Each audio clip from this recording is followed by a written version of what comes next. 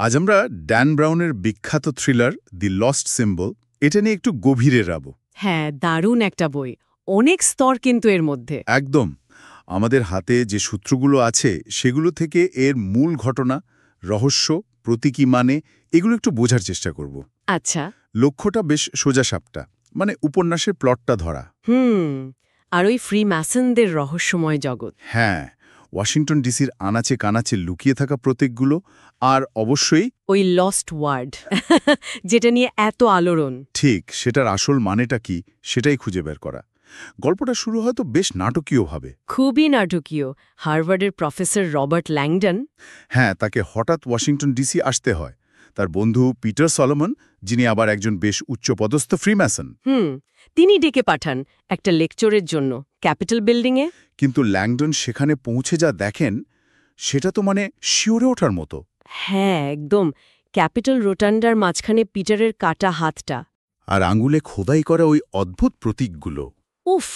আর এর পিছনেই রয়েছে মালাখ নামের ওই চরিত্রটা। শুরু থেকেই একটা রহস্য। হ্যাঁ, এই মালাক কে সে আসলে? আসলে সে নিজেকে দাবি করে প্রাচীন জ্ঞানের ধারক হিসেবে। তার মূল উদ্দেশ্য লক্ষ্যটা হল ফ্রি ম্যাসনদের কাছে থাকা যে গোপন জ্ঞান, যে জ্ঞানটা তারা লুকিয়ে রেখেছে। হ্যাঁ, যেটা তার মতে মানুষকে প্রায় ঈশ্বরের পর্যায়ে নিয়ে যেতে পারে, সেই জ্ঞানটা সবার সামনে আনা। ও আচ্ছা। আর এই জন্যই সে পিটার সলোমনকে অপহরণ করে, তারপর ল্যাংডনকে একরকম বাধ্য করে ওই ওয়াশিংটন ডিসি জুড়ে ছড়িয়ে থাকা প্রতীক আর সংকেতের পিছনে ছুটতে। এখানেই তো ওয়াশিংটন ডিসি শহরটার ভূমিকাটা দারুণ হয়ে ওঠে, তাই না? ঠিক তাই। শহরের ওই বিখ্যাত স্থাপত্যগুলো, ক্যাপিটাল বিল্ডিং, ওয়াশিংটন মনুমেন্ট, এগুলো শুধু ইট পাথরের সৌধ নয়। এগুলো আসলে ফ্রিম্যাসনিক প্রতীকে ভর্তি। একদম। আর ল্যাংডন এই প্রতীকগুলো ভাঙতে ভাঙতেই এগিয়ে যায় দি এনশিয়েন্ট মিস্টিরিয়াসের দিকে। আর এই অভিযানে তার সঙ্গী হন ক্যাথরিন সলোমন, পিটারের বোন।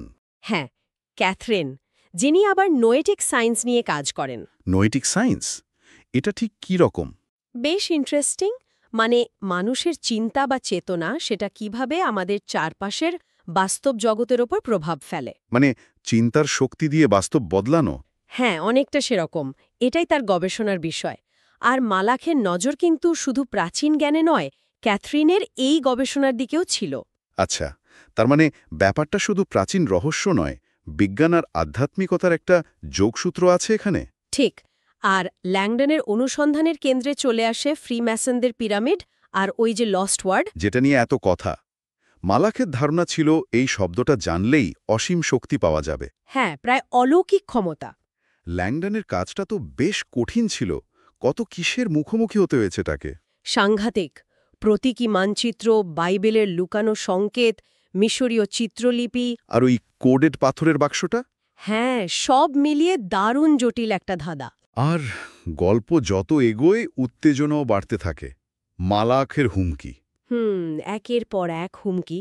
এমনকি ফেডারেল বিল্ডিং উড়িয়ে দেওয়ার পরিকল্পনাও করে সে। রবার্ট আর ক্যাথরিনকে তো সত্যি সত্যিই সময়ের বিরুদ্ধে ছুটতে হয়েছে। পিটারকে বাঁচানো, আবার মালাককে থামানো। এই টানাপোড়েনটা খুব ভালোভাবে লেখা।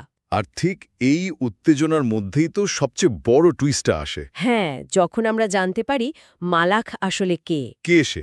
সে বাইরের কেউ না, সে হলো পিটারেরই ছেলে, জ্যাকারি সলোমন। বলেন কি? তারই ছেলে, যাকে পরিবার থেকে দূরে সরিয়ে দেওয়া হয়েছিল? হ্যাঁ, মাদকাসক্তি, খারাপ সঙ্গ, এসবের জন্য। বাবার উপর তীব্র ঘৃণা, প্রতিশোধের ইচ্ছে আর অমর হওয়ার লোভ। এই সব মিলিয়েই সে মালাক হয়ে উঠেছে। একদম। এই পরিচয়টা জানার পর পুরো গল্পটার মানেটাই যেন পাল্টে যায়। ক্লাইম্যাক্সটা কোথায় ঘটে? ক্লাইম্যাক্সটা হয় হাউস অব দ্য টেম্পলে, ওয়াশিংটনের স্কটিশ রাইট হেডকোয়ার্টার। আচ্ছা। সেখানেই ল্যাংডন আর মালাখের শেষ লড়াইটা হয়। বুদ্ধির লড়াই, শারীরিক সংঘর্ষ। আর শেষ পর্যন্ত ল্যাংডন জেতে।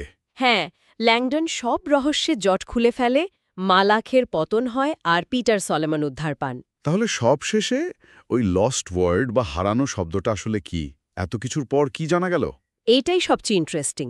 শেষে বোঝা যায় এটা আসলে কোনো জাদুকরী শব্দ বা মন্ত্র নয়। তাহলে এটা আরও গভীর কিছু।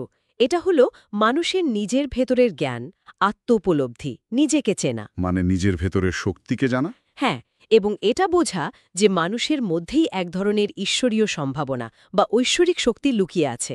এটাই মূল কথা। তার মানে ফ্রিম্যাসনিক পিরামিডটা যদি জ্ঞানের বিভিন্ন স্তর হয়, তাহলে লস্ট ওয়ার্ড হল সেই আত্মিক শক্তিকে জানার প্রতীক, আর ক্যাথরিনের নয়টিক সায়েন্স সেটা যেন ওই চিন্তার শক্তির বৈজ্ঞানিক দিকটা তুলে ধরে। ঠিক সবগুলো প্রতীক মিলে আসলে মানুষের ভেতরের অপার সম্ভাবনার দিকেই ইঙ্গিত করে। বাদ গুপ্ত সংগঠনের রহস্য, বিশ্বাস বিজ্ঞানের দ্বন্দ্ব, আত্ম আবিষ্কার, অনেক কিছু আছে। হ্যাঁ, গল্পটা শেষ হওয়ার পরেও এই বিষয়গুলো নিয়ে ভাবতে হয়। ঠিক আমাদের হাতে থাকা সূত্রগুলো তো এই ব্যাপারটার উপরেই জোর দিচ্ছে, তাই না? যে বইটার মূল বার্তা হয়তো এটাই, কি সেটা? যে মানুষও যদি নিজের ভেতরের শক্তি, নিজের চিন্তা আর বিশ্বাসকে কাজে লাগায়, তাহলে সে নিজেই নিজের ভবিষ্যৎ গড়তে পারে। ঈশ্বর বাইরে নন, ভেতরেই আছেন। একদম। এই আত্ম আবিষ্কারটাই আসল। এখানেই কিন্তু একটা অন্যরকম চিন্তার জায়গা তৈরি হয়, তাই না? কিরকম? যদি এই প্রাচীন জ্ঞান, এইসব রমজ বা প্রতীক, এগুলো আসলেই আমাদের নিজেদের ভেতরের সম্ভাবনাকেই নির্দেশ করে, তাহলে ইতিহাস জুড়ে যে এত গুপ্ত সংগঠন, এত প্রতীক, মন্দির, পিরামিড, এগুলোর দিকে তাকানোর দৃষ্টিভঙ্গিটা কি একটু বদলানো দরকার? মানে এগুলোর উদ্দেশ্য হয়তো ছিল মানুষকে তার ভেতরের শক্তির কথাই মনে করিয়ে দেওয়া। হতে পারে। আর যদি তাই হয়, তাহলে আজকের দিনে আমাদের রোজকার জীবনে এই উপলব্ধির প্রভাবটা ঠিক কেমন হতে পারে? এটা নিয়ে কিন্তু ভাবা যেতে পারে।